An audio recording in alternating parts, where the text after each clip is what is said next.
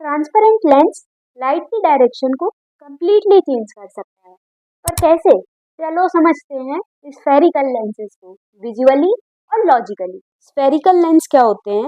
ऐसा transparent material which is bounded by two surfaces, और इन दोनों सरफेसेस में से अगर एक भी सरफेस स्फेरिकल है या फिर दोनों ही सरफेसेस स्फेरिकल हैं तो वो हो जाएगा हमारा स्फेरिकल लेंस। अब ये कई प्रकार के हो सकते हैं, जैसे एक सरफेस अगर प्लेन है और एक कॉनकेव है तो वो हो गया हमारा प्लेनो कॉनकेव लेंस।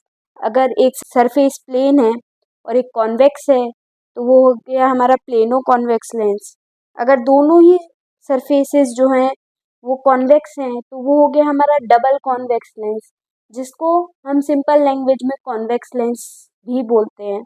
अगर दोनों ही सब सरफेस कॉनकेव हैं तो वो हो गया हमारा डबल कॉनकेव लेंस, जिसको हम सिंपल लैंग्वेज में कॉनकेव लेंस बोलते हैं।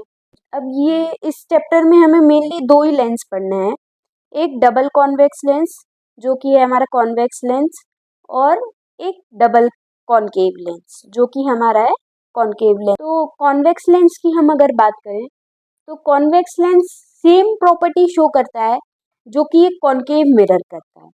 तो कॉन्वेक्स लेंस एक कन्वर्जिंग लेंस है, मतलब ये लाइट रेस को अपने थ्रू कन्वर्ज करता है, एक पॉइंट पे फोकस करता है।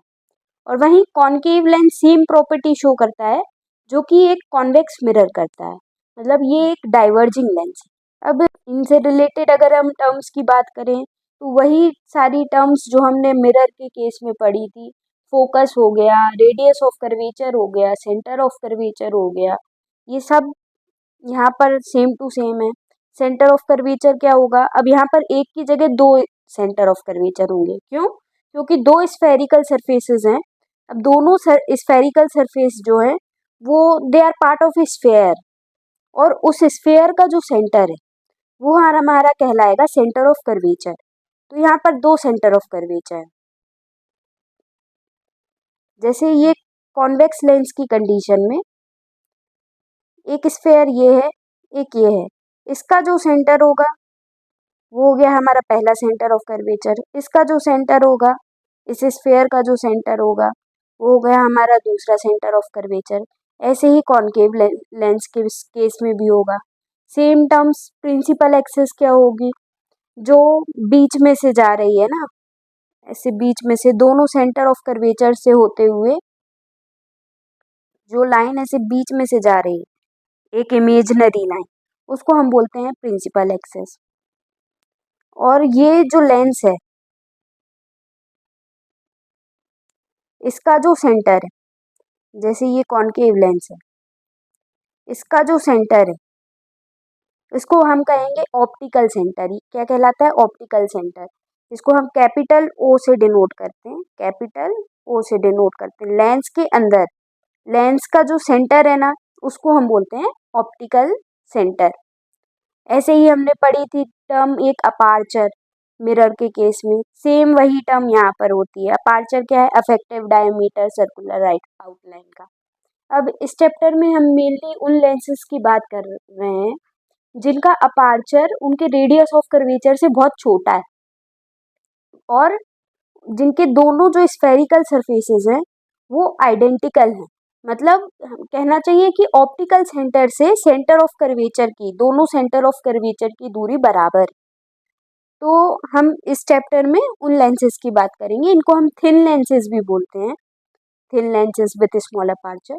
ओके, अब मैंने आपको बोला जैसा सेम कॉनकेव मिरर का केस था ना, वैसा ही सेम कॉन्वेक्स मिरर का केस होता है। तो जैसे हम कॉनकेव मिरर के केस में फोकल लेंथ निकालते थे, फोकस फाइंड करते थे और फिर फोकल लेंथ कैलकुलेट करते थे, वैसे ही सेम हम कॉन्वेक्स लेंस के साथ कर सकते हैं। मतलब एक कॉन्वेक्स लेंस के साथ भी सेम अगर हम सन की इमेज फॉर्म करने की कोशिश करें तो एक छोटी सी इमेज बनेगी और वो पॉइंट हो जाएगा हमारा फोकस, और ऑप्टिकल सेंटर से लेकर फोकस तक की दूरी क्या हो जाएगी? Focal length. अब मिरर के केस में हमने पढ़ा था कि ऐसी चार रेज होती हैं जिनका हमें पता है कि वो रिफ्लेक्शन के बाद कहाँ जाएंगी, जिनका हमें डायरेक्शन रिफ्लेक्शन के बाद पता है। अब लेंस के केस में हम देखेंगे कि ऐसी हम तीन रेज हैं जिनका हमें पता है कि वो रिफ्रैक्ट होके किस डायरेक्शन में जाएंगी, कहाँ जाएंगी।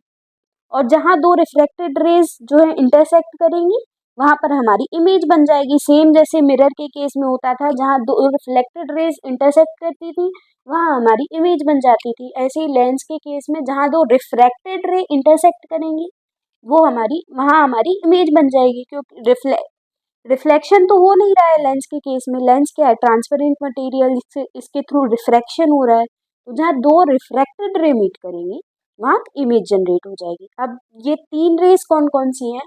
पहली रे है कि अगर कोई ray of light principal axis से पैरेलली एंटर कर रही है तो वो रिफ्रैक्शन के बाद कॉन्वेक्स लेंस के केस में फोकस से पास होगी नेक्स्ट एंड पर, जो सेकंड फोकस है। यहाँ पे लेंस के केस में क्या होता है, दो फोकस, दो सेंटर ऑफ कर्वेचर, क्योंकि दो स्फेरिकल सरफेसेस हैं। तो जब कोई लाइट रे लेंस के केस में, कॉन्वेक्स लेंस के केस में अगर कोई लाइट रे एंटर कर रही है तो वो सेकंड फोकस पे जाके रिफ्रैक्ट करेगी, वो सेकंड फोकस की तरफ जाएगी रिफ्रैक्शन के बाद। और अगर कॉनकेव लेंस में कोई पैरेलल लाइट रे एंटर कर रही है तो यहाँ क्या होगा, डाइवर्जेंस होगा। अब वो ऐसे डाइवर्ज करेगी कि हमें लगेगा कि वो फोकस से आ रही है, फर्स्ट फोकस से आ रही है। सेकंड जो रे हमको पता है वो है कि अगर लाइट रे ऑप्टिकल सेंटर के थ्रू पास होती है तो वो विदाउट एनी डेविएशन पास हो जाती है।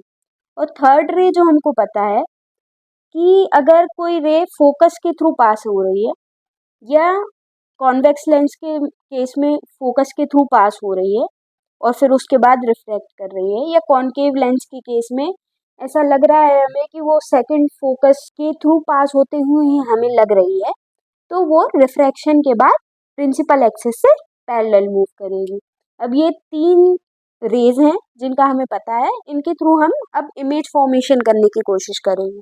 हम इमेज फॉर्मेशन हम वैसे भी कर सकते हैं, जैसे एक एक्टिविटी हमने करी थी मिरर के केस में, हमने लाइंस ड्रॉ करी थी, वो सेम एक्टिविटी हम यहाँ पर भी कर सकते हैं। और इमेज फॉर्मेशन हम रे डायग्राम के थ्रू देखें।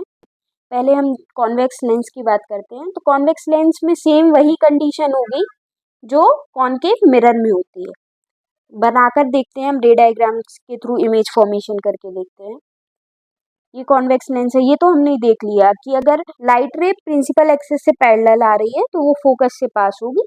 तो सारी लाइट रेज जब अगर ऑब्जेक्ट इन्फिनिटी पे रखा है तो लाइट रेज कैसे एंटर करेंगी, पैरेलली एंटर करेंगी, तो वो फोकस पे जाके कन्वर्ज हो जाएगी। तो अगर ऑब्जेक्ट इन्फिनिटी पे है तो इमेज फोकस पर बनेगी, और अगर ऑब्जेक्ट बियॉन्ड 2f है, मतलब 2f और इन्फिनिटी के बीच में है, मतलब इतना दूर नहीं है कि हम कह सकें कि वो इन्फिनिटी पे है, तो इमेज फॉर्मेशन कैसा होगा। तीन लाइट रेज हमें पता है ना रिफ्रैक्शन के बाद कहाँ जाती है, तो इन तीनों में से कोई भी दो रे हम यूज़ कर सकते हैं। तो पहली रे हमने यूज़ कर ली, प्रिंसिपल एक्सिस से पैरेलल गई लाइट रे और फिर वो फोकस की तरफ डाइवर्ज हो गई।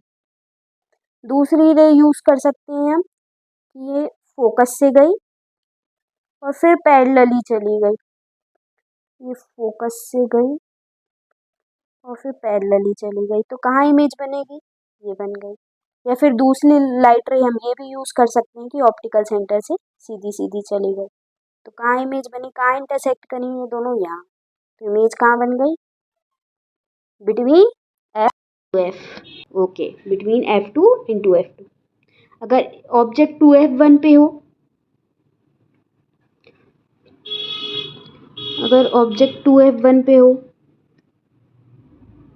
तो इमेज कहाँ बनेगी, 2F2 पे सेम साइज की इमेज रहेगी। कैसी के रे, प्रिंसिपल एक्सिस से पैरेलल लाइट रे भेजी तो वो फोकस से पास हो गई, ऑप्टिकल सेंटर से भेजी तो वो ऑप्टिकल सेंटर के थ्रू सेम रिफ्रैक्शन होता है, दोनों रिफ्रैक्टेड रे कहाँ इंटरसेक्ट करी, यहाँ करी, तो यहाँ इमेज बन गई। अगर ऑब्जेक्ट फोकस और 2F1 के बीच में है तो same image formation, parallel light रे भेजी तो वो फोकस से पास होगी, ऑप्टिकल सेंटर के थ्रू भेजी तो वो सेम की सेम चली जाएगी, तो यहाँ इमेज बन गई इन लास्ट। अगर ऑब्जेक्ट ऑप्टिकल सेंटर और फोकस के बीच में है तो कैसे करेंगे, सेम लाइट रे भेजी पैरेलल, फोकस से पास हो गई, ऑप्टिकल सेंटर से भेजी तो एज इट इज़ गई। अब यहाँ पे तो ये इंटरसेक्ट ही नहीं कर रही, तो कैसे बताएंगे इमेज कहाँ बन रही है? अगर रिफ्रैक्टेड ये जो रेज हैं दोनों को हम पीछे साइड एक्सटेंड करें तो हम देखेंगे ये यहाँ इंटरसेक्ट कर रही है, तो इस केस में एक वर्चुअल इमेज बन रही है। वर्चुअल एंड इरेक्ट, इरेक्ट मतलब क्या होता है? सेम ओरिएंटेशन में। तो ये सारे सेम ही केसेस हैं जो हमने कॉनकेव मिरर के केस में पढ़े थे, तो यहाँ पर सेम ही है। अगर ऑब्जेक्ट की इन्फिनिटी पे है तो इमेज कहाँ बनेगी? सेकंड फोकस पे। अगर बियॉन्ड 2f1 है तो इमेज कहाँ बनेगी? फोकस और 2f2 के बीच में। f2f1 पे है तो इमेज कहाँ बनेगी? 2f2 के बीच में। कैसी बनेगी? सेम साइज की बनेगी। कैसी होगी? रियल एंड इन्वर्टेड होगी। अगर फोकस और 2f1 के बीच में है तो कहाँ बनेगी image? Beyond 2f2। Same conditions जो कॉनकेव मिरर के केस में थी। अब हम देखते हैं इमेज फॉर्मेशन कॉनकेव लेंस के केस में। तो कॉनकेव लेंस के केस में दो ही कंडीशन है, एक तो अगर ऑब्जेक्ट इन्फिनिटी पे हो। ओके, कॉनकेव लेंस में इमेज फॉर्मेशन देखने से पहले हम कॉन्वेक्स लेंस के कुछ यूजेस देख लेते हैं। कॉन्वेक्स लेंस जो है, एक तो इसमें ऑप्टिकल सेंटर और फोकस के बीच में जब हम ऑब्जेक्ट को रखते हैं तो एक इनलार्ज्ड इमेज बनती है, एक इनलार्ज्ड इमेज बनती है और वर्चुअल एंड इरेक्ट और इनलार्ज्ड इमेज बनती है। इसकी इस प्रॉपर्टी के कारण कॉन्वेक्स लेंस का यूज़ मैग्निफिकेशन के लिए मैग्नीफाइड ग्लासेस जो आती है ना उसमें किया जाता है। इसके अलावा एक आई डिफेक्ट होता है जिसको हम कहते हैं हाइपरमेट्रोपिया, जिसमें हमको पास का नज़र नहीं आता है, दूर का तो नज़र आता है पर पास का नज़र नहीं आता। तो उस डिफेक्ट को सुधारने के लिए कॉन्वेक्स लेंस का यूज़ किया जाता है। इसके अलावा टेलीस्कोप वगैरह जो हो गए हमारे, इन सब में कॉन्वेक्स लेंस का यूज़ किया जाता है लाइट को कन्वर्ज करने के लिए। माइक्रोस्कोप्स हो गए, टेलीस्कोप हो गए, इनमें कॉन्वेक्स लेंस का यूज़ करते हैं हम लाइट को कन्वर्ज करने के लिए। इसके अब हम देखें इमेज फॉर्मेशन कॉनकेव लेंस में, रे डायग्राम के थ्रू इमेज फॉर्मेशन करने की कोशिश करें तो कॉनकेव लेंस में दो ही कंडीशन होती हैं। पहली, जब ऑब्जेक्ट इन्फिनिटी पे हो, और दूसरी जब ऑब्जेक्ट इन्फिनिटी पे ना हो और कहीं भी हो।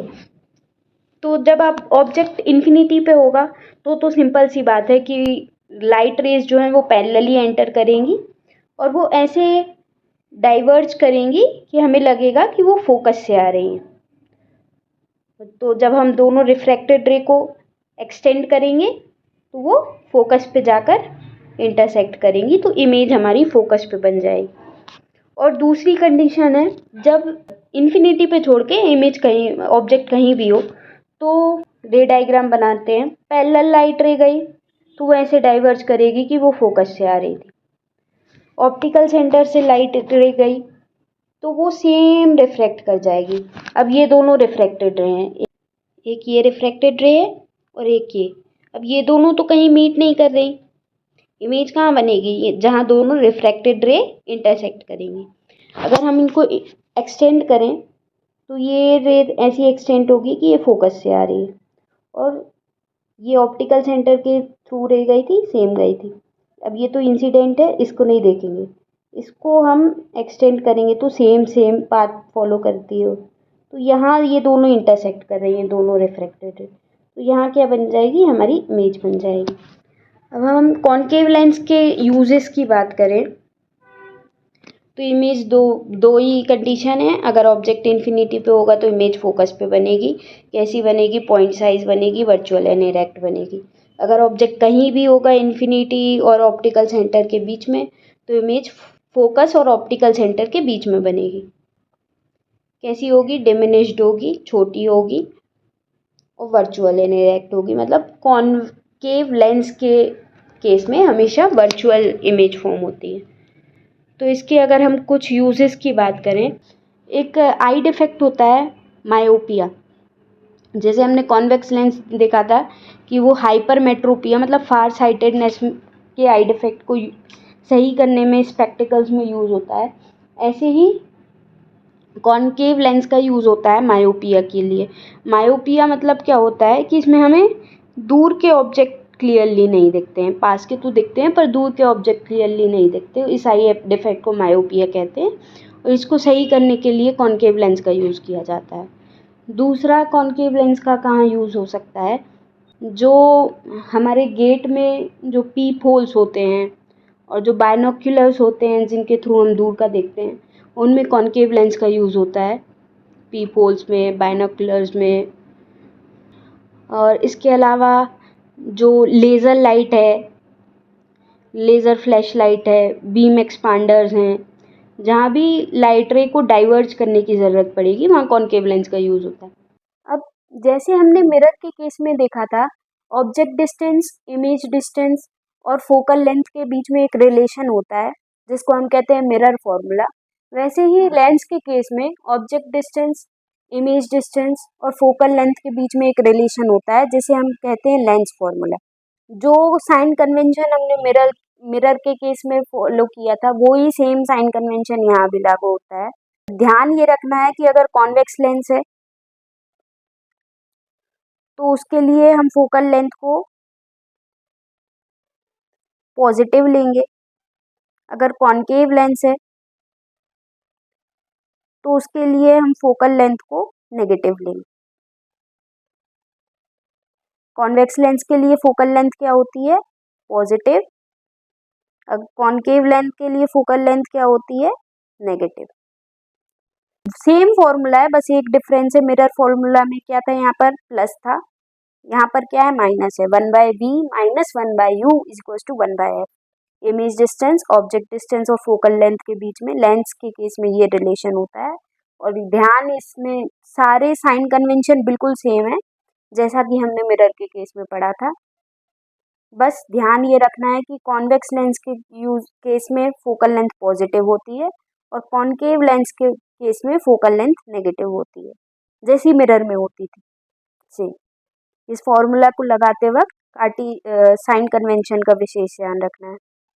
अब मिरर के केस में भी हमने मैग्निफिकेशन पढ़ा था, यहाँ पे भी हम मैग्निफिकेशन पढ़ेंगे। मैग्निफिकेशन क्या होता है कि बताता है कि इमेज की हाइट ऑब्जेक्ट की हाइट से कितनी बड़ी है। ये क्या है, बेसिकली रेशियो है इमेज की हाइट का और ऑब्जेक्ट की हाइट का। और इसमें इमेज की हाइट और ऑब्जेक्ट की हाइट और इमेज का डिस्टेंस और ऑब्जेक्ट के डिस्टेंस के बीच में एक रिलेशन भी है, जो कि है ये मिरर के केस में क्या होता है, -v/u। और लेंस के केस में क्या है, v/u। -v/u नहीं है, क्या है, v/u। अब हम कुछ न्यूमेरिकल्स देख लेते हैं। पहला न्यूमेरिकल क्या है, concave lens has focal length of 15 centimetre. पहली बात तो कौन सा लेंस है, कॉनकेव लेंस, तो फोकल लेंथ कैसी होगी, नेगेटिव होगी। तो फोकल लेंथ कितनी लेंगे हम, -15 centimetre. At what distance should the object from the lens be placed so it forms an image at 10 centimeter from the lens? Concave lens है, u और u पूछा है हमसे। So it forms image at 10 centimetre. Concave lens में image कहाँ बनती है, same side पे बनती है, इधर बनती है, वर्चुअल एंड इनएक्ट इमेज बनती है। तो v क्या होगा, -10 होगा। तो फॉर्मूला कौन सा यूज करेंगे हम, 1/v minus 1/u is equal to 1/f। ये फॉर्मूला लग जाएगा और इमेज डिस्टेंस u निकल जाएगा। इमेज डिस्टेंस निकल गया, ऑब्जेक्ट डिस्टेंस निकल गया u, तो मैग्निफिकेशन फिर हम डायरेक्टली v/u फॉर्मूला लगा देंगे तो हमारा मैग्निफिकेशन आ जाएगा। एक और देख लेते हैं numerical. 2 centimetre tall object, 2 centimetre tall object है, मतलब ये हमको ऑब्जेक्ट की हाइट दे दी 2 centimetre. Is placed perpendicular to the principal axis of a convex lens. कौन सा लेंस है, कॉन्वेक्स लेंस। तो फोकल लेंथ कैसी होगी, पॉजिटिव होगी, 10 centimetre. The distance of the object from the lens is 15 centimetre.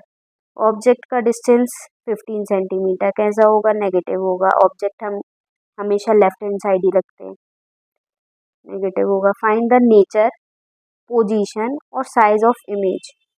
u पता है, f पता है, तो v निकाल सकते हैं, v निकल जाएगा। ऑब्जेक्ट कहाँ रखा है, -15 सेंटीमीटर, मतलब f और 2f के बीच में रखा है, तो इमेज कहाँ बनेगी, बियॉन्ड 2f बनेगी। कैसी होगी, इनलार्ज्ड इमेज होगी, तो उसका नेचर पता चल गया हमें। पोजीशन हम इस फॉर्मूले से निकाल लेंगे, 1/v minus 1/u is equal to 1/f। Also find its magnification. Magnification जब v और u दोनों निकल जाएगा तो मैग्निफिकेशन आराम से निकल जाएगा, v बाई हो गया। अब हम देखते हैं पावर ऑफ अ लेंस। अब हमें पता है कि किसी भी लेंस की जो कन्वर्जिंग और डाइवर्जिंग पावर है वो उसके फोकल लेंथ पर डिपेंड करती है। कैसे? अगर ये कॉन्वेक्स लेंस है, पैरेलल लाइट रेज आ रही हैं, ये इसका फोकस है f2, तो ये फोकल्स पर जाकर डाइवर्ज करेंगी, कन्वर्ज करेंगी। तो ये कितनी दूरी पर कन्वर्ज कर रही हैं? फोकल लेंथ, जितनी इस लेंस की फोकल लेंथ। तो कहीं ना कहीं लाइट रेज कितनी कन्वर्ज करेंगी, कितनी पास, कितनी दूर, कितना ज़्यादा ये एंगल होगा कन्वर्जेंस का, वो किस पे डिपेंड करता है कि उसकी फोकल लेंथ कितनी है। तो पावर एक ऐसी क्वांटिटी है जो ये बताता है कि लाइट रेज कितनी कन्वर्ज या डाइवर्ज करेंगी, इसको बताने वाली एक क्वांटिटी है जिसको हम बोलते हैं पावर। ये बेसिकली फोकल लेंथ का जो है रेसिप्रोकल होता है, इसको हम कैपिटल P से डिनोट करते हैं। पावर की एसआई यूनिट है डायोप्टर। क्या है? डायोप्टर। ये रेसिप्रोकल होता है फोकल लेंथ का, इसकी एसआई यूनिट है डायोप्टर, जिसको हम कैपिटल D से डिनोट करते हैं। तो 1 डायोप्टर क्या है? इसको एक मिनट, इसको फोकल लेंथ को जब हम मीटर में लेंगे ना, ये एसआई यूनिट वाला फॉर्मूला है। जब फोकल लेंथ मीटर में होगी तब पावर 1/f होगा। अगर फोकल लेंथ अगर सेंटीमीटर में दी है तो पावर हम कैसे कैलकुलेट करेंगे? 100/f। सेंटीमीटर में अगर फोकल लेंथ दी है तो 100/f हम अपन फॉर्मूला यूज करेंगे। आंसर काय में निकल के आएगा? डायोप्टर। पावर की ऐसा यूनिट क्या है? डायोप्टर। तो 1 डायोप्टर लेंस का वो पावर है जब उसकी फोकल लेंथ 1 मीटर। अब जो पावर क्वांटिटी है ये हमने क्यों लेकर आए? हम फोकल लेंथ का भी यूज कर सकते थे कन्वर्जेंस और डाइवर्जेंस बताने के लिए। इससे क्या पावर कैलकुलेट करने से क्या फ़ायदा है कि ये एक एडिटिव क्वांटिटी है। अगर दो लेंस एक साथ हम यूज़ कर सकें तो उनका पावर हम डायरेक्टली ऐड कर सकते हैं। जैसे हम चश्मे लगता है जब किसी को दिखाने जाते हैं तो वो एक के बाद एक लेंस लगाते हैं। सब लेंस का पावर अलग अलग होता है। तो कैसे पता चलता है कि हमको किस पावर का लेंस लगेगा? तो सिंपल है, जितने भी लेंस उनने लगाए उस हिसाब से वो एडजस्ट करते हैं। सबको ऐड कर दो तो कितने पावर का लेंस हमको लगेगा वो पता चल जाता है। तो पावर जो है एडिटिव क्वांटिटी, कंबाइंड पावर जो है वो एल्जेब्रिक सम होता है सारे पावर्स का। जैसे यहाँ पे ये दो लेंस है तो इसका जो पावर होगा और इसका जो पावर होगा वो ऐड कर दो तो अपने को टोटल पावर पता चल जाएगा। अब कॉन्वेक्स लेंस है तो उसके केस में पावर कैसा होगा? पॉजिटिव। क्यों? क्योंकि फोकल लेंथ पॉजिटिव होती है कॉन्वेक्स लेंस के केस में। कॉनकेव लेंस है तो उसके केस में पावर कैसा होगा? नेगेटिव। क्यों? क्योंकि फोकल लेंथ नेगेटिव लेते हैं हम कॉनकेव लेंस की कंडीशन में। अब आज के लिए इतना ही, ये चैप्टर यहीं ख़त्म होता है। Thanks for watching. Like, subscribe and share.